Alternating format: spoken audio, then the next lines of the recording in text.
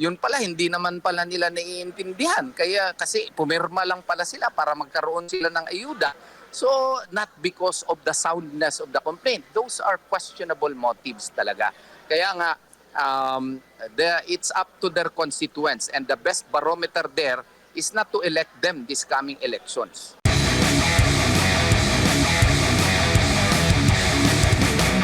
When they have the two-thirds vote, akala nila kung two-thirds vote na, pwede na madaliin lahat, wala na yung procedure on verification. Hindi po, kasi yung first phrase pa nga lang, in case the verified complaint or petition is supported by one-third of the... So there is therefore that requirement that the complaint itself must be verified. And what is the concept of verification under the rules?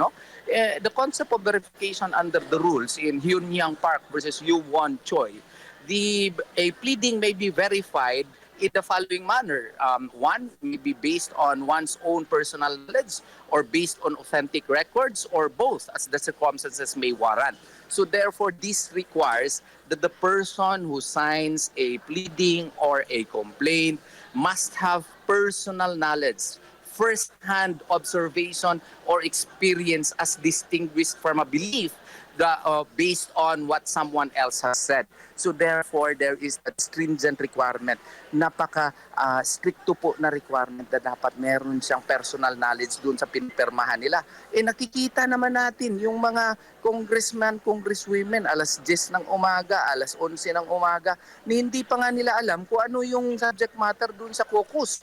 And then if you note, at 3:45 p.m., they already included the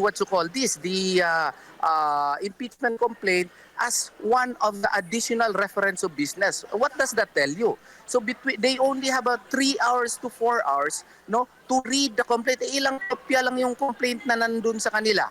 Ang nandun sa kanila ang mga 24 o 30 complaints lang yun. To divide mo yan by 215.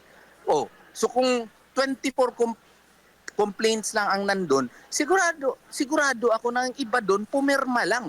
Okay, so kung pumirma ka, then you did not comply with the strict procedural and stringent requirements required by the Constitution, because an impeachment complaint is not an ordinary complaint.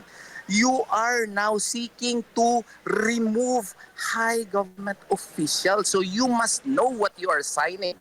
You must have personal knowledge of what you are saying. You must have assessed the evidences, because this is a solemn process. This is not a mere numbers game. Yan po ang wala nila na follow po dito, and therefore since this was not followed, it can be classified as a grave abuse of discretion amounting to lack or excess of jurisdiction, because Senate can only act upon a valid complaint. A trial in the Senate presupposes that what was filed was a valid complaint. I-void yung complaint, minadali, blitzkrieg fashion. And it was even filed in last 3 minutes. And impeachment complaints is a product of deliberation, discussion. Why?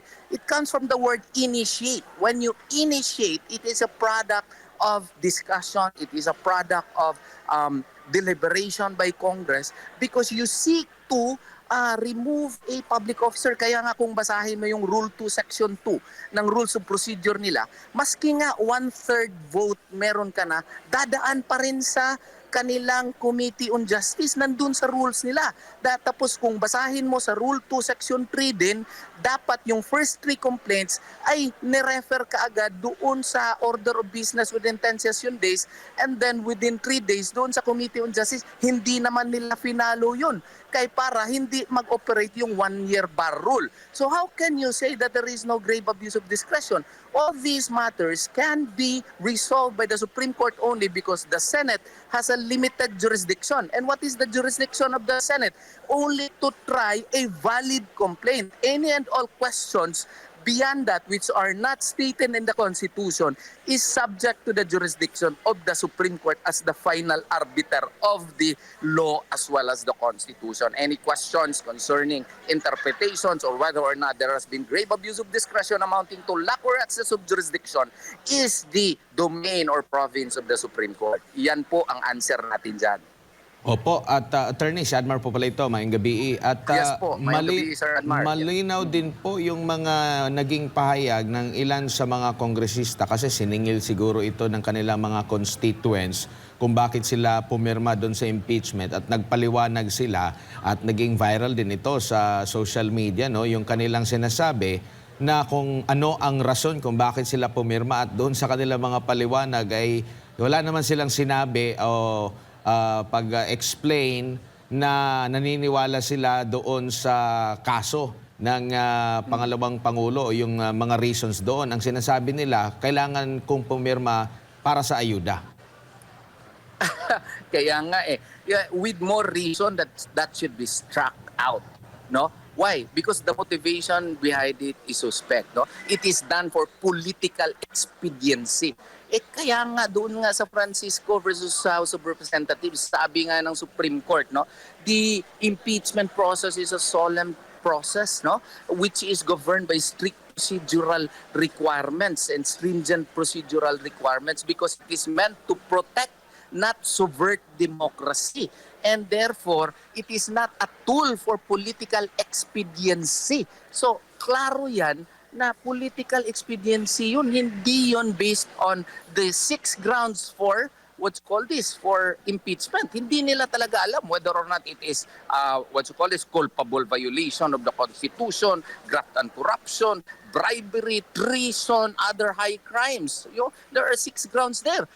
They have to determine whether or not the grounds there and are really falling under the grounds provided for under the 1987 Constitution. So that requires deliberation, that requires discussion, that requires study. You do not just go there and just sign right away because their own rules, Rule 4, Section 14 of the House Rules of Procedure of the House of Representatives states that they should sign an impeachment complaint based on their own personal knowledge. Mali pa nga yung nakalagay sa kanilang rules kasi knowledge and belief. If you will base it under the 2019 Rules of Civil Procedure, which applies suppletorily, that cannot be done because a complaint, when you sign it, it must be based upon your personal knowledge, first-hand experience, or based on authentic records. It must not only be your belief, much more because you need ayuda.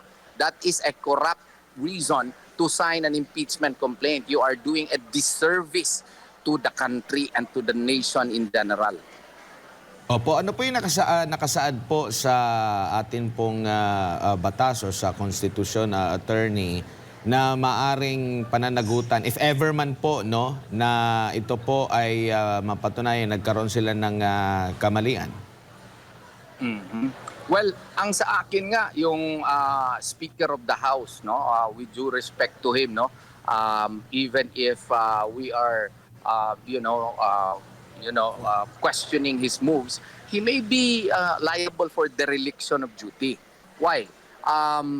Yung non-referral of the 3 complaints to the order of business within 10 session days. Kasi may word dun immediately.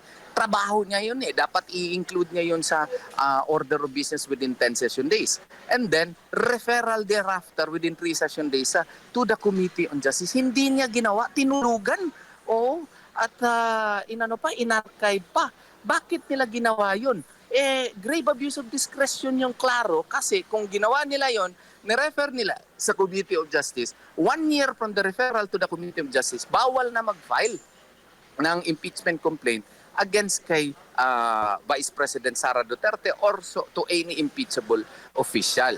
So, yun namang mga congressmen naman nagpirma, may declaration pa na dahil sa mga ayuda, then they are impelled by corrupt motives or maybe questionable motives, and their constituents may file administrative cases against them. Pero ang problema lang kasi niyan, eleksyon na. Kung ma-re-elect naman sila, so parang baliwala na rin yun. They may also file a case for probable Section 3E, causing undue injury. Why it is causing undue injury to the government and to the people? Because by signing the complaint based on questionable motives, They have caused the division of the country. They have caused the allocation of millions of money for the creation of a, what you call this, of an impeachment court. Kasi nangangailangan niya ng pera eh. Kaya nga pera natin yan eh. Yun lang pag ano nila, yun lang pag meeting nila. Siyempre nag-snack sila doon, ano tawag nito, nag-print sila doon. Ang gastos ng printer doon, gastos yun ng taong bayan. Yun pala hindi naman pala nila naiintindihan. Kaya kasi pumirma lang pala sila para magkaroon sila ng ayuda. So not because of the soundness of the complaint. Those are questionable motives talaga. Kaya nga it's up to their constituents, and the best barometer there is not to elect them this coming elections. Yan din ang matinding punishment para sa kanila. Opo, at kabilang din po sa inyo pong kini-question po, attorney, kung nararapat ba na ipagpatuloy or kumbaga, kasi debate rin po kung pwede na bang umpisahan itong impeachment or sa June 1 na ba sa pagbabalik po nila or sa bagong set. Kabilang din ba ito sa maaring magkaroon ng paglilinaw sa desisyon ng Korte Suprema? Yes, probably, but I think in fairness to the Senate President, no, yung declaration niya na dapat if ever hindi kami makakuha ng TRO injunction, doon na sa next Senate ang magta-trial. Kasi nga tama siya, wala namang special session for an impeachment trial. Yeah, special sessions are only called for emergency legislative measures po, hindi po as an impeachment court, because the Senate, essentially its principal job is to pass laws, not to conduct trials. So kung magpatawag ito ng special session, ang purpose po niyan ay pagpapanday po ng batas, hindi po pagtatrial. Kasi yung pagtatrial, exception lang yun sa kanyang trabaho. In very rare instances, such as situation yung mag-file ng impeachment complaint, hindi po yan sakop doon sa posibleng magsagawa ng special session. So in that regard, sa aking pananaw, tama po si Senate President Chis Escudero po.